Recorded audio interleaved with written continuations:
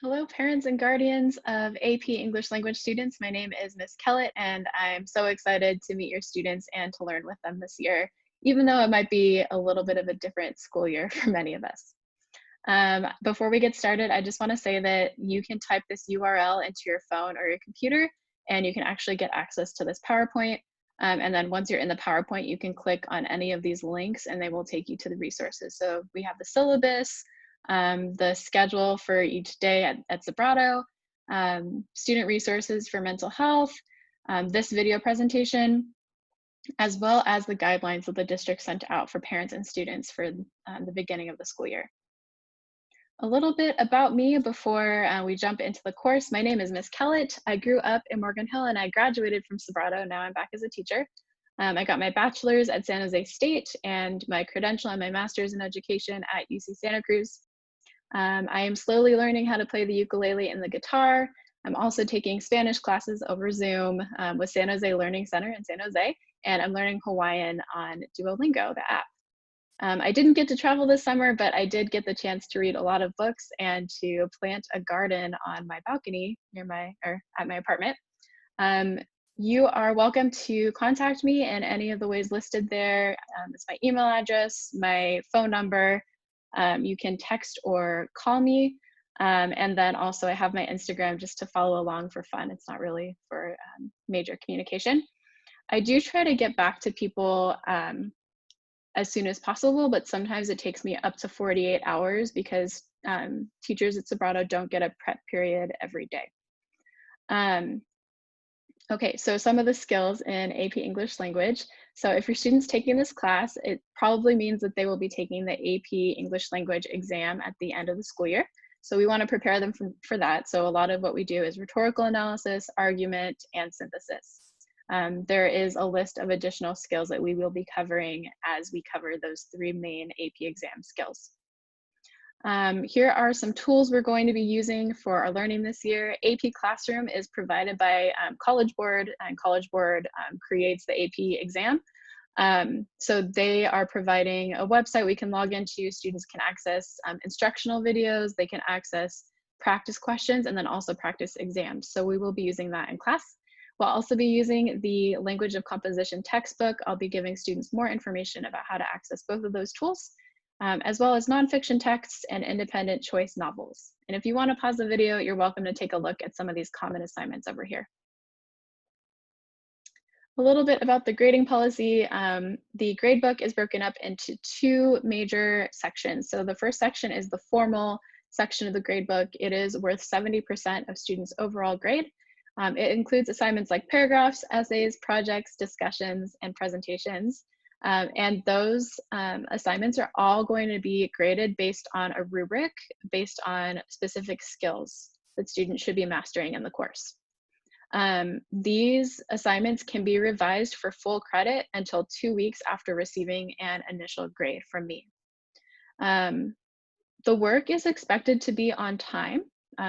AP usually means that it's like college level, right? So in college, you're expected to turn in your work on time. But students can contact me if there's an extenuating circumstance and they need an extension on something. The other part of the gradebook is informal. It includes small classwork assignments, homework assignments, as well as multiple choice practice. These are not usually graded on a rubric. They're usually given credit based on completion. And students can turn in work late up to 1 week late, but with a penalty for late work. And then finally, extra credit. My policy is that because I allow for revisions on major assignments, I don't offer extra credit because I would rather them go back and continue working on the skills we've started with instead of doing an additional assignment that's kind of unrelated. Materials needed, you are welcome to take a look through this list and see what your student needs. I'm happy to help your student find any materials that they're not able to find on their own, and we can put it in their locker. They can come pick it up.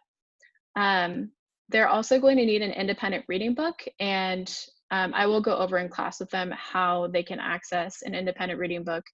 Usually I can just take students to the library at school, but that isn't going to be happening this year. So we'll have some different options, and make sure to just check in with your student to make sure that they have what they need to do the independent reading project.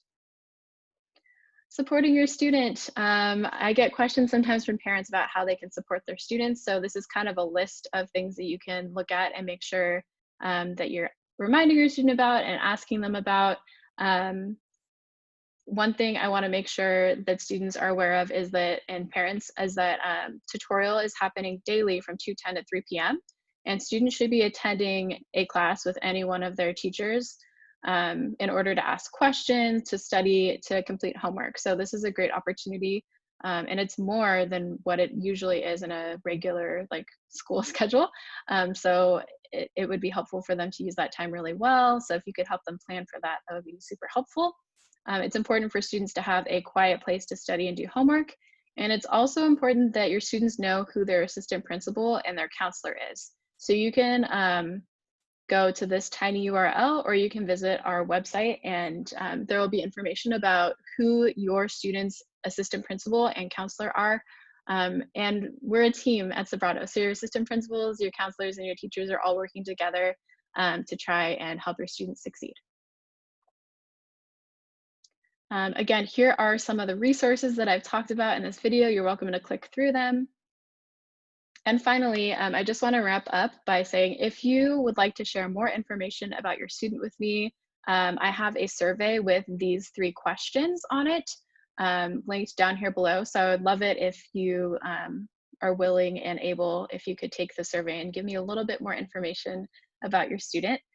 You can type this URL into your phone or computer, or you can open up the slideshow and then click on the link. That's about it for now. Please feel free to contact me with questions or concerns. I also like to encourage your students, since they're juniors, to really advocate for themselves. I love hearing from parents and guardians, but they're getting really close to, well, they're more than halfway done with their high school career at this point. So we want them to start advocating and communicating for themselves as well.